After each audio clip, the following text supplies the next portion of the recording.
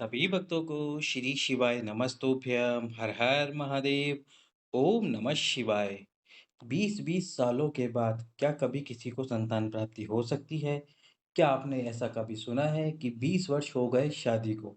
20 वर्ष का मतलब हम मान लेते हैं कि यदि उनकी शादी 25 वर्ष में हुई तो प्लस 20 के हिसाब से 45 वर्ष की उम्र हो गई। यदि उनकी शादी 20 वर्ष में हुई तो प्लस 20 वर्ष मिला के उनकी उम्र 40 वर्ष हो गई।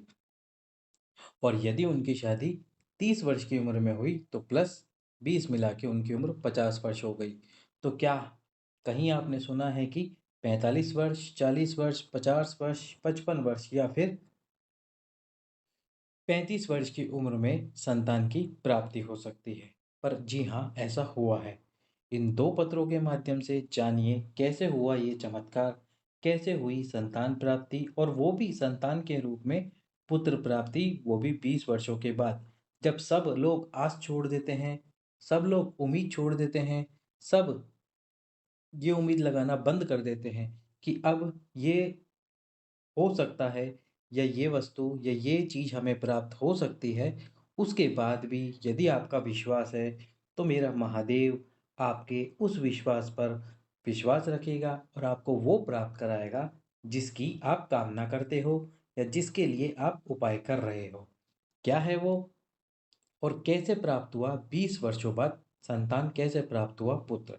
तो चलिए आज के इस वीडियो में हम आपको ये बताने वाले हैं, पर उससे पहले वीडियो को लाइक करके चैनल को सब्सक्राइब करके वीडियो को शेयर कर दो, ताकि जो भी कोई माता बहन जिनको अभी तक संतान प्राप्त नहीं है और उनको भी 15 से 20 वर्ष हो चुके हैं, तो उनको संतान प्राप्ति हो सके। ये जो पत्र मैं आपको बताने वाला हूँ, ये पत्र आए थे श्री पवित्र शिव महापुराण की कथा में, जो कि कथा थी 5वें दिन की। पहला पत्र जो राजकुमारी जी का था, जिन्होंने बताया कि गुरुजी मेरी शादी को 20 वर्ष हो चुके हैं। सब जगह से आस छोड़ चुके हैं। हर कोई व्यक्ति मुझसे आस छोड़ चुका है और मैंने भी आस छोड़ दी थी कि मुझे संतान प्राप्त हो सकती है। यहाँ तक कि हमने टेस्ट ट्यूब बेबी कराया, वो भी असफल हो गया। आईवीएफ का उपाय कराया, वो भी असफल हो गया।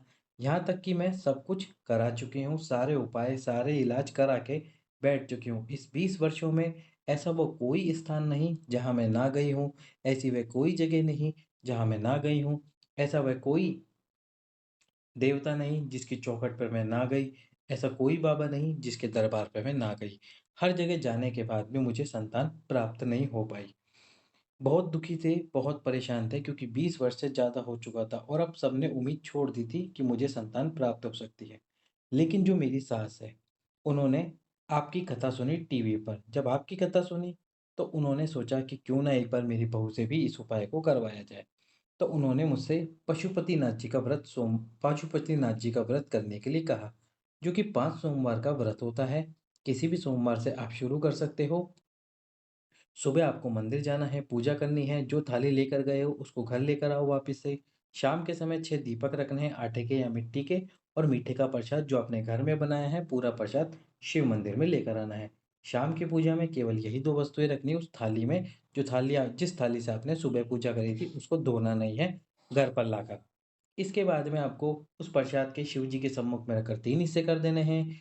6 दीपक थाली से उतार कर मंदिर में रखने हैं, जिसमें से 5 आपको प्रज्वलित कर देने हैं और एक 6वें नंबर का दीप को आपको नहीं जलाना है, प्रज्वलित नहीं करना है।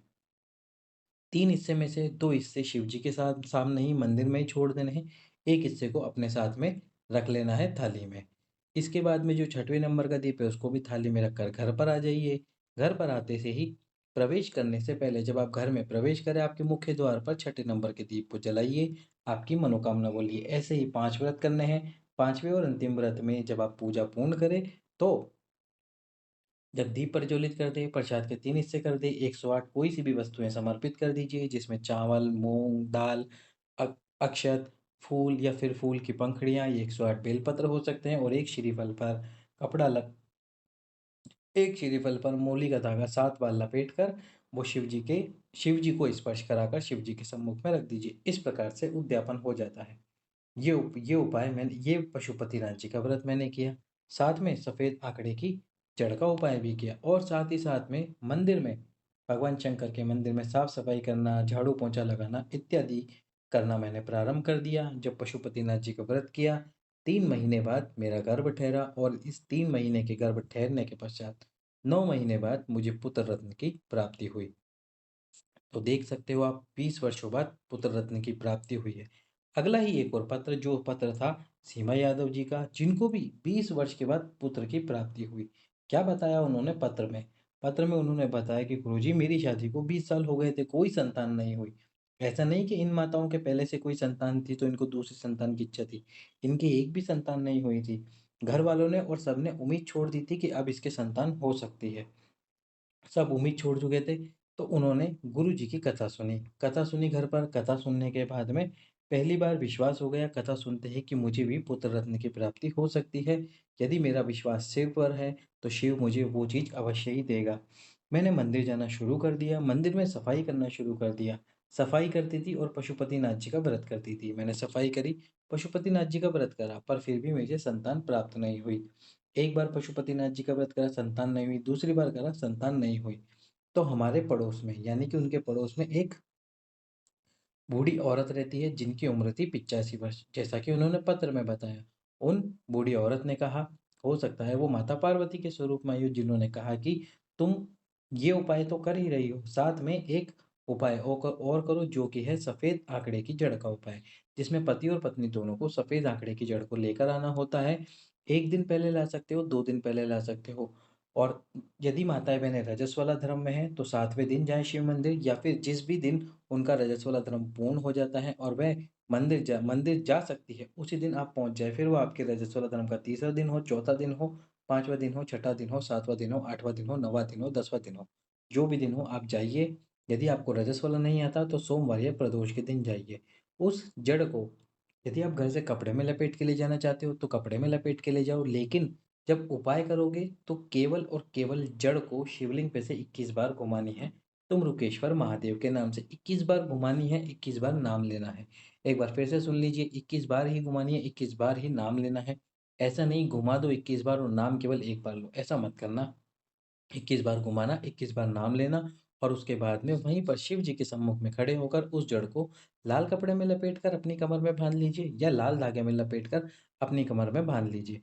या तो आप लाल कपड़े में लपेटकर लाल धागे से बाँध लो या धागे में ही लाल धागे से ही केवल और केवल जड़ को अपनी कमर में बाँध लो। आपको ऐसा लगता है कि आप नहीं चाहते ये जड़ किसी को दिखाई दे, हो सकता है कि आप ना चाहते हो कि मुझे ये जड़ किसी को भी नहीं दिखानी, तो लाल कपड़े में लपेट कर बाँधिए और यदि ऐसा कोई समस्या नहीं है, आपको कोई दिक्कत नहीं, तो आप केवल और केवल डायरेक्ट जड़ को भी अपनी कमर में बाँध सकते हैं। कौन बाँध सकते हैं? जो माताएँ-बहन हैं, जो पत्नियाँ हैं। उनको बाँधनी है इस जड़ को, पुरुष को नहीं बाँधनी। फिर प्रतिदिन एक पीपल का पत्ता समर्पित कीजिए अवधूतेश्वर महादेव के नाम से और उस पीपल के पत्ते को घर पे लाकर दूध में उबालिए, गाय के दूध में। पीपल के पत्ते का दूध पति और पत्नी दोनों पीजिए अच्छे से, रात्रि को सोने से पहले। और जो कर्म किया जाता है संतान प्राप्ति के लिए, उस कर्म को भी कीजिए। वो कर्म क्या है आप स्वयं जानते हैं, मैं इस वीडियो में नहीं बताना चाहता। मैं इस वीडियो में नहीं बताना चाहता। तो आप जो कर्म करते हैं वो सभी जानते हैं अच्छे से, उस कर्म को कीजिए। इसके साथ ही आपको निश्चित रूप से संतान प्राप्ति होगी। तो उन्होंने ये किया, मंदिर जाना शुरू किया, सफ़ेद आंकड़े की जड़ जो उनकी पड़ोस की दादी ने बताया था, उन्होंने किया और सफ़ेद आंकड़े की जड़ को बाँधने के बाद में 20 वर्षों बाद उनको पुत्र रत्न की प्राप्ति हुई। 20 वर्ष! हो सकता है ऐसा पुत्र रत्न की प्राप्ति हो जाए 20 वर्षों बाद, पर हुई है उनको पुत्र रत्न की प्राप्ति भगवान शंकर की कृपा से। आप भी विश्वास रखें, निश्चित रूप से आपको संतान की प्राप्ति होगी। तो ये थे पत्र और पत्र में बताए किए जाने वाले उपाय, आप भी करें और अपने जीवन में पुत्र रत्न की प्राप्ति करें। सभी भक्तों को श्री शिवाय नमस्तुभ्यं। हर हर